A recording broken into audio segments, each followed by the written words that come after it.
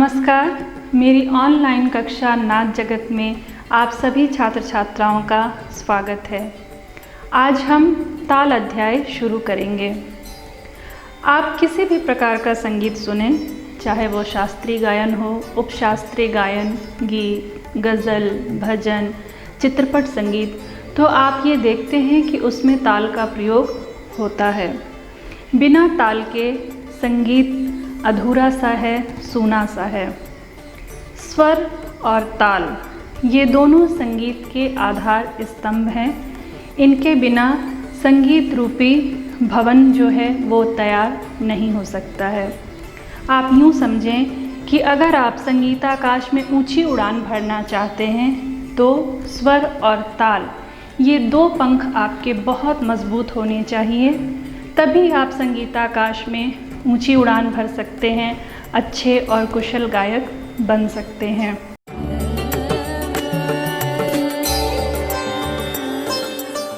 इसीलिए आप सभी छात्र छात्राओं को अपने पाठ्यक्रम में कुछ तालों का अध्ययन करना है। आपके पाठ्यक्रम के प्रस्तावित ताल हैं 3 ताल, 1 ताल, 4 ताल, झप ताल और धमार ताल। तो आज की इस कड़ी में सबसे पहले हम 3 ताल का अध्ययन करेंगे, 3 ताल को जानेंगे और समझेंगे।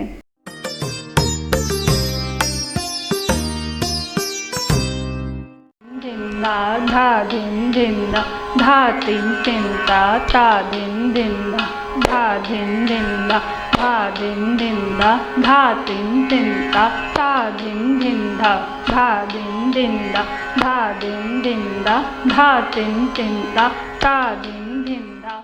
ये आप 3 ताल सुन रहे थे। संगीत जगत में 3 ताल अत्यंत ही प्रचलित ताल और महत्वपूर्ण ताल है। लगभग 80% रचनाएं जो हैं वो 3 ताल में निबद्ध आपको मिलेंगी। आप निम्न कक्षाओं से भी बहुत सी आपने बंदिशें सीखी होंगी जो 3 ताल में निबद्ध रही होंगी। परीक्षा के दृष्टिकोण से ये अध्याय अत्यंत ही महत्वपूर्ण है। प्रत्येक वर्ष इस अध्याय से एक प्रश्न ज़रूर पूछा जाता है।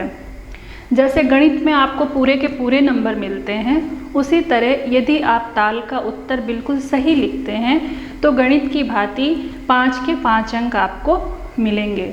तो इसलिए इस एपिसोड को ध्यान से देखिए, सुनिए, समझिए।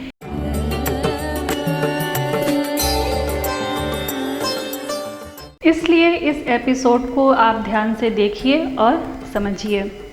किसी भी ताल को जानने के लिए सबसे पहले हमें पता होना चाहिए कि उसमें कितनी मात्राएं हैं, कितने विभाग हैं और किस किस मात्रा पर ताली और खाली है। ये आपके 4 महत्वपूर्ण स्मरणीय बिंदु हैं जो आपको हमेशा याद रखने होंगे। क्या क्या? मात्रा, विभाग, ताल चिन्ह।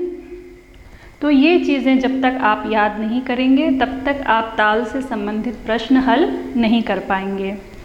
तो सबसे पहले मैंने बात की मात्रा की। तो 3 ताल में 16 मात्राएं होती हैं, 4 विभाग होते हैं। प्रत्येक विभाग में 4-4 मात्राएं होती हैं। पहली, 5वीं और 13वीं पे ताली तथा 9वीं पर खाली होती है। इसके बोल इस प्रकार हैं: धा, धिन, धिन, धा, धा, धिन, धिन, धा, धा, तिन, तिन, ता, ता, धिन, धिन, धा। तो ये चीज़ जो है आपको अच्छी तरह से कंठस्थ होना चाहिए, तभी आप आगे इसकी लयकारी कर सकेंगे, दुगुन, तिगुन और चौगुन लिख पाएंगे। तो इस चीज़ को बिल्कुल कंठस्थ कीजिए कि 3 ताल में 16 मात्राएं होती हैं, 4 विभाग होते हैं। प्रत्येक विभाग में 4-4 मात्राएं होती हैं। पहली, 5वीं और 13वीं पे ताली तथा 9वीं पर खाली। और बोल इसके धा, धिन, धिन, धा, धा, धिन, धिन, धा, धा, तिन, तिन, ता, ता, धिन, धिन, धा। अब हम देखेंगे कि इस ताल का हम दुगुन कैसे लिखेंगे, तिगुन कैसे लिखेंगे और चौगुन कैसे लिखेंगे। ये लिखने का जो आपका पोर्शन है दुगुन तिगुन चौगुन, ये याद करने का विषय नहीं है, बल्कि आपको इसको समझना होगा कि इसको किस प्रकार से लिखा जाएगा। तो सबसे पहले हम देखेंगे कि 3 ताल की दुगुन हम कैसे लिखेंगे। सबसे पहला काम हमें करना है कि जो ये आपका ठेका है, ठीक है, ठा लय का जो आपकी ताल है, धा धिन धिन धा, धा धिन धिन धा, धा तिन तिन ता धिन धिन धा। उसके बाद आप पीछे से, ठीक है, पीछे से अर्धचंद्राकार निशान बनाते हुए 2-2 बोलों को एक में करते चले जाएंगे, ठीक है। तो इससे जो आपने ये 2 बार लिखा है, जो ये 32 अक्षर जो आए हैं वो 16 मात्राओं के अंतर्गत आ जाएंगे, जैसा कि आप मेरी स्क्रीन पे देख रहे हैं। पीछे से 16, 15, 14, 13 इस तरह से उल्टी काउंटिंग करते हुए आप सम तक पहुँचेंगे। उसके बाद आपको मालूम है कि प्रत्येक विभाग में 4-4 मात्राएं होती हैं, तो फिर 4-4 मात्राओं पर आप एक विभाग खींच देंगे, एक खड़ी लाइन खींच देंगे और ताल परिचय के अनुसार पहली मात्रा पे सम यानी कि गुणे का निशान, दूसरी ताली पे 2, फिर उसके बाद खाली आता है 9वीं में तो वहाँ पे 0 और फिर 13वीं मात्रा पे 3 यानी कि तीसरी ताली हम प्रदर्शित करेंगे। इसी तरीके से आपको तिगुन भी लिखना होगा। इस पूरे बोल को जो है 16 मात्राओं के पूरे बोल को जो है हम 3 बार बिना किसी चिन्ह के दूर दूर थोड़ा लिख लेंगे। उसके बाद 3 बोलों को, 3 अक्षरों को जो है एक अर्धचंद्राकार में लेते हुए इस तरह से पीछे से निशान लगाते हुए चले जाएंगे और ताल परिचय के अनुसार एक विभाग में 4-4 मात्राओं को रखेंगे। उसी प्रकार से जैसे आपने दुगुन में किया वैसे ही निशान लगाएंगे। इसी तरीके से आप चौगुन भी लिखेंगे, पूरे बोल को 4 बार लिख लीजिए। उसके बाद 4-4 अक्षरों को, 4-4 बोल को जो है एक अर्धचंद्राकार, एक उसमें आवृत्ति में लेते हुए पीछे से निशान लगाते हुए चले जाइए और उसी प्रकार से मात्राएं लिखिए और निशान लगाइए। इस प्रकार आप 3 ताल की दुगुन, तिगुन, चौगुन लयकारी लिख लेंगे।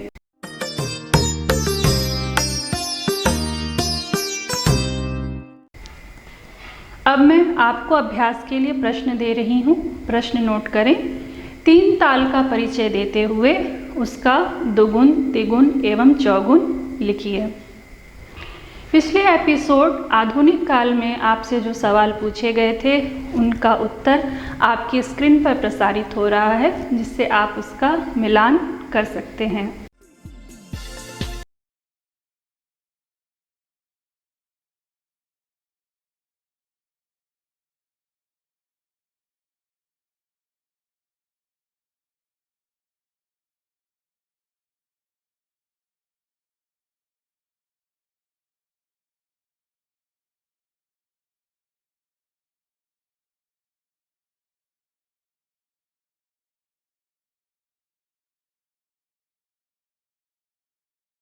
तो इस प्रकार आज आपने 3 ताल को जाना, 3 ताल का परिचय जाना, उसका दुगुन, तिगुन, चौगुन लिखना सीखा।